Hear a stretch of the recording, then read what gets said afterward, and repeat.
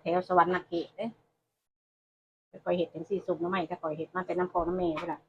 นี่แม่น้ำยานางแล้วก็ปลาเด็กลงแล้วก็แป้งนัวปลายหมักลายหมักหน่อยลงไปโลดแล้วก็คน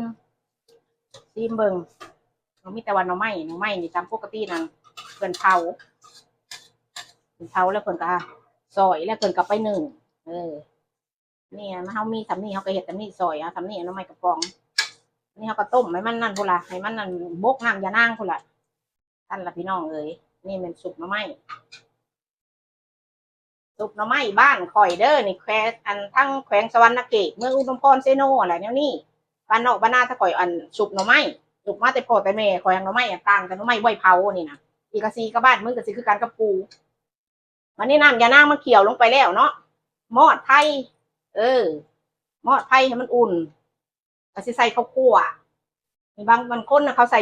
ใส่ใบคิงแต่ว่าคอยบ่มีคอยใส่หัวคิงนี่เด้คอยกะซีบ่มักหัวคิงคอยมักหัวคิงหัวข่างแต่ว่าสุกบ่ไม่อันบ่แม่นข่าใส่แต่คิงอันนี้ใบมันก็ใบมันใส่ใบคิงบ้านคอยอันนี้สุกบ่ไม่บ้านคอยอันนี้นะเขาจะบีบมะนาวลงนี่มะนาวเหนียวลงเอาแต่ปูสิหมักว่าหมักสมหรือหมักยังถ้าฟังหอมนี่ก็หัวผักบัวแห้งแต่มื้อนี้คอยบ่มีคอยกระบ่ชนใส่แต่ผักหอมเปย์ของน้าใส่แล้วก็ซีเมืองทั้งคิงทั้งกาตามปกติก็ใส่ลายกระแซบคิงกับมันหอมขึ้นกับปูหมักเด้อพี่น้องนี่หันซีเบิ้งมานี่พอดีแป้งนัวพอดีเด็ดปลาเด็กเด็กมือก่อนวันนี้ขอเจ้าขอขัวลงปลาเด็กปลาตำแป้งนัวขอลงนี่หมดแล้วเอาขัวเอาเห็ดลาบเป็ดก้อยนะนี่เอาลงไปขอไผ่นะเขามอดแล้วเพราะว่าเขาขัวเขาจะไปซุกเด้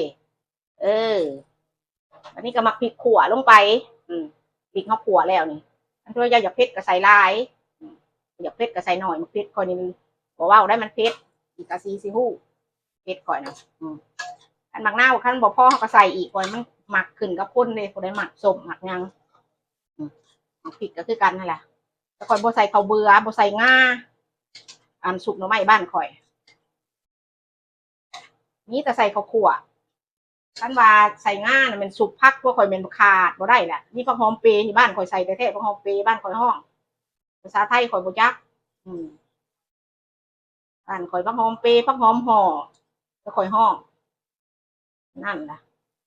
ใส่ผักบัวแห้งนี่มันขาดบ่ได้เด้อตามปกติมันสูตรมันผักบัวแดงแห้งค่ะแต่ว่านี่มันบ่มีเฮาก็บ่สนเป็นตากินนี่บ่อยกะซีป้าเรียกเบิ่งสุกแล้วไม่อีเล่าพูดไปเล่าก็คือน้ำลายไม่ได้ใส่ปูไม่ได้ใส่ปลาเด้อบ้านคอยเห็ดเด้ซีมก่อนส้มห่วยพอดีคอยว่าคิงเนี่ยมันพ่อคอยใส่หมดเลยพี่น้องคิงพอคอยหมักคิงใบมันก็กระมากหมักกินกับเกี่ยวกบเกี่ยวเพียดนะทั้งเดือกบ่มีใบกับไปขึ้นไปเสี่ยงเศร้านะจักกบพี่ซังอันใบมันคือใบขาก่อนป่าบ่คือใบขาโคบขาข้ามคอยกับบ่จักคอยลงก็มากินกับสุกหน่อไม้เนี่ยก็โอ้ยเจียวก็เจียวเกียดเดี๋ยวนี้เบิ่งในเฮ้ยกะซีเอ้ยเบิ่งในป้าเอ้ยสุกหน่อไม้อีเล่าถ้าเราอยากกัดเขาก็เอามาผิกมากัดเด้อพี่น้องเด้ตัวน้ำลายเหื่อยควยบ่เหื่อยน้ำข่อยบ่นี่ก็กระเช้าวันกระโตกข่อยอัดปากหม้อนี่ก้มก็มาบันซาวกะซีในป้าแซ่บแท้ได้ป้าสุกหน่อไม้อีเล่ากันเอากล้องดมๆก็มากกว่ายันย่างอย่างไรพวกเจ้าเห็นขาเห็นแน่ว้าวยับไปแห้งงั้นนั่น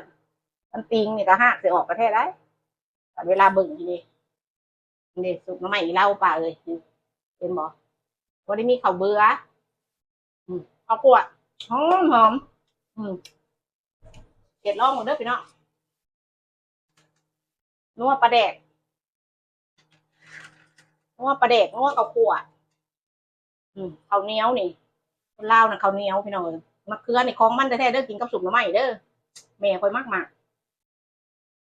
อันนี้ละพอแม่เฮาเฮ็ดเพียงกระจื้อเคยสุกหน่อไม้ให้แม่กินบาทนึงบ่เคยแกงหน่อไม้ให้แม่กินบาทนึงเด้อข่อยเด้อ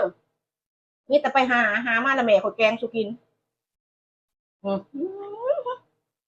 แซ่บป้ามาเจ้าป้า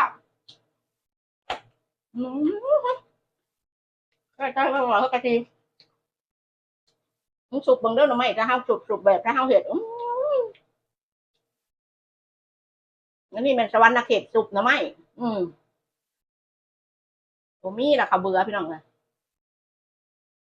แพงแพงอันเด้อการเห็ดกินเด้ออยู่ประเทศลาวคือกันแต่เห็ดบุคือกันเด้อสุกพักคือกันสุกเห็ดบดสุกพักขาดง่าบ่ได้สุกหน่อไม้บ่มีง่าแต่รุ่นแต่เก่าแต่ก่อนแต่รุ่นเดี๋ยวนี้บ่รู้จักอืมหอมขิงกระเทียมอืมว่าน้ำลายไหลน้ำก่อนน้ำบอกกินดิบมักกัดดิจ้าจะขับกระเทียมอืชอบเอาก็มุกก็ใจกูแล้วมาติดตามก่อนแล้วคือน้องกูได้ตามก่อนกับมันเห็นภาษาลาวกดสุกหน่อไม้แซ่บอืมผู้ห้องหนูนาอยู่บนเนาะสุกหน่อไม้นะสาวสุกหน่อไม้หนูนาเลย